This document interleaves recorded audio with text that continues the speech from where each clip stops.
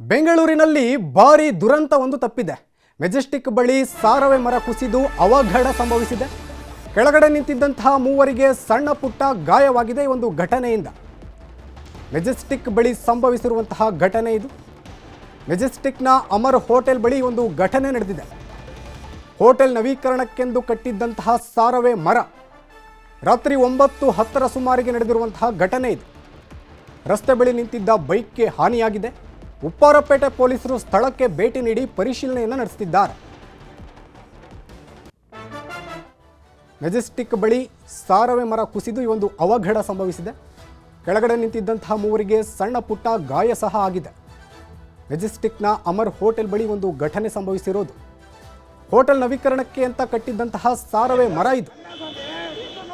ರಾತ್ರಿ 9:10 ಸುಮಾರಿಗೆ ಒಂದು ಘಟನೆ ಸಂಭವಿಸಿದೆ. ಇದರಿಂದಾಗಿ ರಸ್ತೆ ಬಳಿ ನಿಂತಿದ್ದ ಬೈಕ್ಗೆ ಹಾನಿ ಸಹ ಆಗಿದೆ.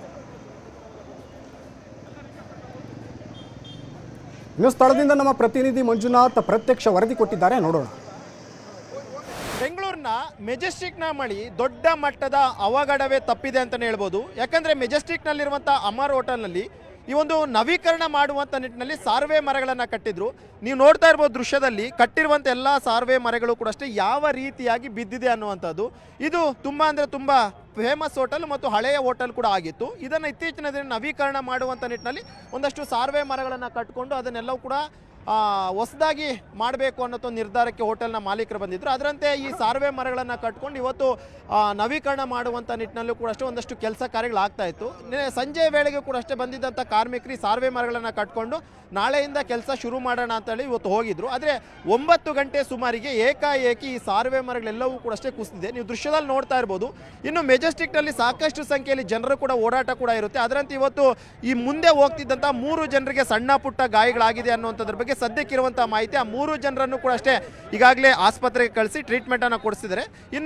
ಇನ್ನೂ ಕೂಡ ಅಷ್ಟೇ ಒಂದಷ್ಟು ಮರಗಳ ಮೇಲೆ ಇರುವಂಥ ಕಾರಣಕ್ಕೋಸ್ಕರ ಯಾವುದೇ ಟೈಮ್ನಲ್ಲೂ ಕೂಡ ಅಷ್ಟೇ ಬೀಳಬಹುದು ಅನ್ನೋಂಥ ಒಂದು ಕಾರಣಕ್ಕೋಸ್ಕರ ಮುನ್ನೆಚ್ಚರಿಕೆ ಕ್ರಮವಾಗಿ ಈಗಾಗಲೇ ಬ್ಯಾರಿಕೇಡ್ಗಳನ್ನು ಹಾಕಿದ್ದಾರೆ. ಜನರು ಯಾರೂ ಕೂಡ ಅಷ್ಟೇ ಈ ಒಂದು ಬಿಲ್ಡಿಂಗ್ನ ಕೆಳಭಾಗದಲ್ಲಿ ಹೋಗದ ರೀತಿಯಲ್ಲಿ ಉಪ್ಪಾರಪೇಟೆ ಪೊಲೀಸರು ಕೂಡ ಅಷ್ಟೇ ಎಲ್ಲ ರೀತಿಯಾದ ಸಿದ್ಧತೆಗಳನ್ನು ಕೂಡ ಈಗಾಗಲೇ ಮಾಡ್ಕೊಳ್ತಾ ಇರುವಂಥದ್ದು. ಮತ್ತೊಂದು ಕಡೆ ಕೂಡ ಅಷ್ಟೇ ಕೆಳಭಾಗದಲ್ಲಿ ನಿಂತಿದ್ದಂಥ ಒಂದೆರಡು ಬೈಕ್ಗಳು ಕೂಡ ಈಗಾಗಲೇ ಡ್ಯಾಮೇಜಸ್ ಆಗಿರುವಂಥದ್ದು. ಆದರೆ ಅದೃಷ್ಟವಶಾತ್ ಅಂತ ಹೇಳ್ಬೋದು. ಯಾಕಂದರೆ ಮೆಜೆಸ್ಟಿಕ್ನಲ್ಲಿ ಅಂತಂದರೆ ಜನಜಂಗ್ಲು ಇರುತ್ತೆ. ಅದರಲ್ಲೂ ಕೂಡ ಈ ಒಂದು ರೋಡ್ನಲ್ಲಿ ಸದಾ ಓಡಾಟವನ್ನು ಮಾಡ್ತಿರ್ತಾರೆ.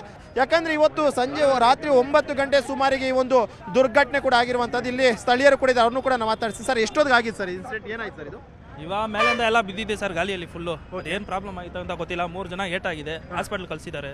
ನೋಡ್ಬೇಕು ಅದೇನಂತ. ಜಸ್ಟ್ ಹೆಲ್ಪ್ ಮಾಡ್ತಾ ಇದೀವಿ ನಾವು. ಈಗ ನೀವು auto driver sir? Auto driver sir. ಈ ಮೆಜೆಸ್ಟಿಕ್ ಸುತ್ತಮುತ್ತ ರೋಡಲ್ಲಿ ತುಂಬಾ ಜನ ಓಡಾಡ್ತಿರ್ತಾರೆ.